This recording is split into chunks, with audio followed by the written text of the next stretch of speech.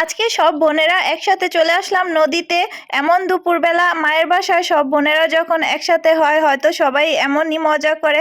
আর কারা কারা সব বোনেরা একসাথে হলে এমন বেশি মজা করেন মায়ের বাসায় এসে, অবশ্যই আমার আজকের এই ভিডিওতে কমেন্ট করে জানাবেন। আর আমরা আজকে গোসল দিতে আসছিলাম এমন দুপুরবেলা নদীতে। প্রায় সময় মায়ের বাসায় বেড়াতে যখন যাই সব বোনেরা একসাথে হলে আমরা মজা করে আসি নদীতে, খুবই ভালো লাগে। আর আমাদের সাথে বিচ্ছু বাহিনীরা ছিল, আমাদের অনেকগুলা বোন ছিল, আমাদের মামি ছিল। আর বাসা থেকে আমাদেরকে দিতে চায় না, কারণ আমরা একজনও সাঁতার জানি না। তো আমরা যখনই সব বোনেরা একসাথে নদীতে আসতে চাই একরকম বকা খেয়েই আসতে হয় আমাদেরকে, কারণ আমরা কেউই সাঁতার জানি না। আর সেই কারণেই আমাদের মায়েরা দিতেই চায় না আমাদেরকে।